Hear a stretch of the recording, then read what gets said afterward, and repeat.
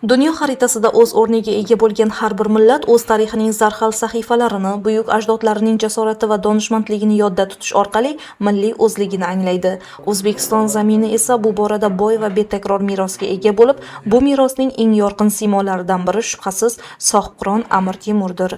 Bugungi shiddat bilan rivojlanayotgan davrda yosh avlod qalbida vatanga muhabbat, ajdodlar xotirasiga hurmat tuyg'ularini shakllantirish davlat siyosatining ustuvor yo'nalishlaridan biriga aylangan. Davlatimiz rahbari tomonidan joriy yilning 24-fevral kuni yoshlar bilan o'tkazilgan samimiy uchrashuvda ilgari surilgan tashabbuslar bu yo'ldagi muhim qadam bo'ldi. O'sha uchrashuvda ta'kidlab o'tilganidek, O'zbekistonda har haftaning payshanba kuni vazirlik, idora va hokimliklarda yoshlar kuni etib belgilangani navqiron avlod vakillarining ijtimoiy va intellektual faolligini oshirish uchun keng imkoniyatlar eshigini ochdi.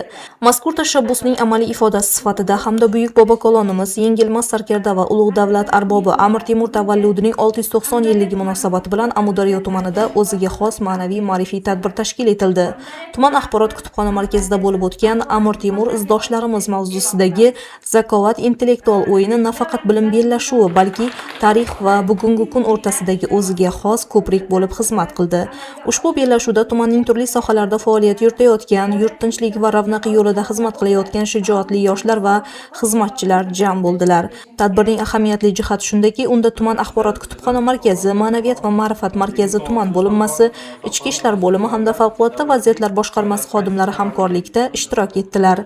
Intellektual o'yin davomida ishtirokchilar oldiga qo'yilgan savollar nafaqat xotirani, balki mantiqiy fikrlash va tarixiy voqelikni tahlil qilish qobiliyatini ham sinovdan o'tkazdi.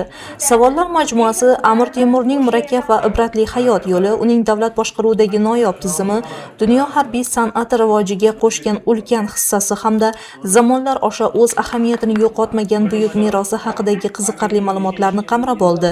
Har bir raundda ishtirokchilar nafaqat javob berishga, balki Sohibqironning kuch adolatdadir degan hayotiy tamoyili, davlat tuzumi va qonun ustuvorligi borasidagi qarashlarini teran anglashlarini namoyon etdilar. Jamoalar o'rtasidagi qizg'in bahs-munozaralar va berilgan aniq javoblar yoshlarning tarixiy kitoblar mutolaasiga, xususan Temur tuzuklari kabi o'lmas asarlarni o'rganishga bo'lgan qiziqishi yuqori ekanini ko'rsatdi. Bu kabi tadbirlarning o'tkazilishi yoshlarning ma'naviy dunyoqarashini boyitish bilan birga ularda o'z xalqining shonli tarixidan faxrlanish tuyg'usini yanada mustahkamlaydi. Intellektual bellashuv davomida namoyon bo'lgan faollik va bilimga bo'lgan intilish O'zbekiston yoshlarining buyuk ajdodlar merosiga bo'lgan cheksiz hurmatining yorqin ifodasidir. Zero, tarixni bilgan yoshlar o'z istiqbolini to'g'ri belgilay oladi va vatan oldidagi mas'uliyatini chuqurroq his etadi.